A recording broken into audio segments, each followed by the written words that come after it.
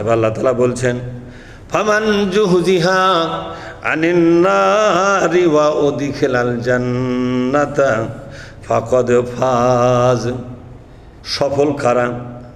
ফামান জুহজিহা আনিন নার, কিয়ামতের দিন যেদিন জাহান্নামের ফয়সালা দেওয়া হবে এভাবে, আল্লাহর বান্দারে তোমার জন্য আল্লাহ জাহান্নামকে মাফ করে দিয়েছে, এমন যদি হয় জাহান্নামটা ক্ষমা পেয়ে গেছেন আপনি। আর একটা হলো ওয়া উদখিলাল জান্নাতা, আর আল্লাহ যদি আপনাকে বেহেশতে যাওয়ার অনুমতি দিয়ে দেয়, আল্লাহ পাক বলছেন ফাকাদ ফাজ, এই লোকটা বিজয় হলো, সফল হলো, এই লোকটা নিষ্কৃতি পেয়ে গেল, এই লোকটা বিজয় লাভ করলো। জোরে বলুন সুবহানাল্লাহ। ফাকাদ ফাজ, সফলতা এই জায়গায়। দুনিয়ার কত বড় বাড়ি বানালেন, এটা আপনার সফলতা নয়। দুনিয়ায় কত মূল্যবান ব্যবসা বাণিজ্য করলেন, কত মূল্যবান চাকরি করলেন, কত মূল্যবান পদে থেকে পদমর্যাদাধারী হলেন, কত ক্ষমতা গ্রহণ করলেন, এগুলো আপনার সফলতা নয়। গরিব ছিলেন, ধনী হয়ে গেলেন, এর নাম সফলতা নয়। এর নাম কি সফলতা? না। কোরআন শরীফ কি বলেছে? গরিব ধনী হতে পারে, স্বাভাবিক বিষয়, এটার নাম সফলতা নয়। আবার ধনী গরিব হয়ে যেতে পারে, এটাও ব্যর্থতা নয়। ব্যর্থতা সফলতার মাপকাঠি এই জায়গাতে নয়।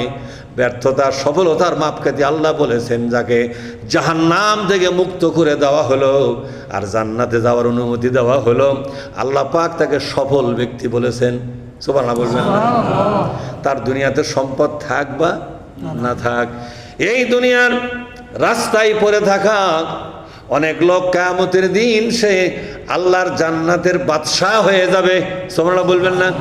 আর এই দুনিয়ার বড় বড় বাদশাহ, বড় বড় সম্রাট, বড় বড় ক্ষমতাধর ব্যক্তি কিয়ামতের দিন হাত পায়ে দড়ি লাগায়া জাহান্নামে নিয়ে যাওয়া হবে। কি লাভ হলো তাহলে দুনিয়া? এই দুনিয়ার জীবন পরকালের কাছে কতটুকুন সময়? সাহাবারা বলেন, নবীজি বলুন তো এই দুনিয়াটা আখিরাতের তুলনায় কত বড়? নবীজি বললেন, মহাসাগরের ভিতরে কত পানি আছে বলো তো? এর কি কোনো পরিমাপ করা যাবে নাকি বলেন? মহাসাগরের ভিতরে আটলান্টিক মহাসাগর, ভারত মহাসাগর, প্রশান্ত মহাসাগর, এগুলো আছে না নাই?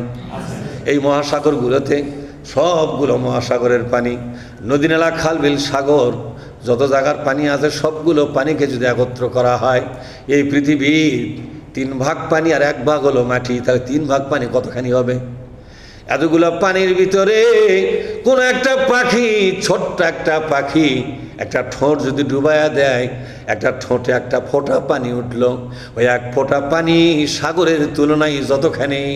কিয়ামতের ময়দানের হায়াত, কিয়ামতের ময়দানের সময়, জান্নাত জাহান্নামের সময় ঠিক এরকম অবস্থাই হবে। সাহাবারা অবাক হয়ে গেল। আখিরাত তো তাহলে পুরা জীবনটা আখিরাত আমাদের পরে আছে, ঠিক না? কথা শুনে মনে হয় এই দুনিয়াটা একটা রেস্ট হাউস অথবা কোনো যাত্রী ছাউনি। কি ছাউনি? এটা মনে হয় একটা যাত্রী ছাউনি। এই যাত্রী ছাউনিতে কিছুক্ষণ দাঁড়াই শুধু গাড়ি ধরার জন্য, ঠিক না? ঠিক, কিছুক্ষণ দাঁড়াই যাত্রী ছাউনিতে গাড়ি ধরার জন্য। গাড়ি যখন আসে গাড়িতে ওঠে চলে যায়। দুনিয়াটা হলো যাত্রী ছাউনি, আর গাড়িটা যেখানে চলে যায় গাড়ির নাম হলো মরণ। গাড়ির নাম কি? মৃত্যু। মৃত্যু নামক গাড়ি যখন আসে, যাত্রী ছাউনির মধ্যে যারা আছে, যাত্রী ছাউনিতে যার টিকিট হয়ে গেছে তাকে ডাক দেওয়া হয়, আস্তে করে এসে চলে যায়, যাত্রী ছাউনির থেকে বের হয়ে গাড়িতে উঠে চলে যায়।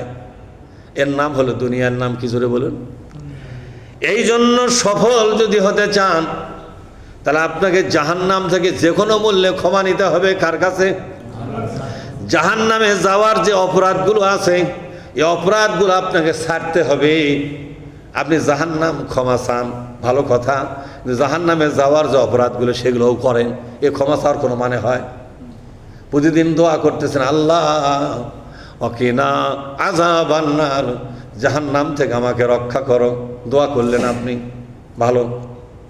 কিন্তু জাহান্নামে যাওয়ার যে অপরাধগুলো আছে সেগুলো ঠিক মতোই করতেছেন, তাহলে এই মোনাজাতের কোনো মানে হয় নাকি? কথা বলেন। ভাত খাওয়ার সময় মোনাজাত করতেছি আমরা, আল্লাহুম্মা বারিক লানা, বলেন আল্লাহুম্মা বারিক লানা ফিমা রাযাকতানা ওয়াকিনা আযাবান্নার। আল্লাহ এই খাবারের মধ্যে কল্যাণ দাও, বরকত দাও, রহমত দাও, আর জাহান্নাম থেকে আমাকে বাঁচাও। ভাত খায়া উঠে আপনি শিরকের সঙ্গে যুক্ত হয়ে গেলেন। বলেন তো, জাহান্নামে যাওয়ার কাজ নিজেই করতেছেন, আবার জাহান্নাম থেকে বাঁচার জন্য আবেদনও করতেছেন। এগুলো পাগলামি, আল্লাহর কাছে চলে না। চলে? জাহান্নামে যাওয়ার জন্য সুদের সঙ্গে আপনি সম্পর্ক রাখলেন, ঘুষের সাথে সম্পর্ক রাখলেন, সন্ত্রাসের সাথে আপনি সম্পর্ক রাখলেন, ঠিক না ভাই? ঠিক। এগুলো রাখলেন, রাখার পরে আপনি জাহান্নামে যাওয়ার যত অপরাধ আছে সবগুলোই করতেছেন। আর মোনাজাত করার সময় জাহান্নামে থেকে বাঁচার জন্য পরওয়ারদিগারের কাছে আপনি আবেদন করতেছেন। বলেন তো, জাহান্নামে যাওয়ার ব্যাপারে আপনার কলিজার মধ্যে কোনো ভয় আছে নাকি? এরা মোনাজাত এমনিই করতেছেন, অপরাধ না ছাড়া পর্যন্ত জাহান্নাম থেকে আপনাকে আল্লাহ ক্ষমা করবে না। কার কথা? হ্যাঁ,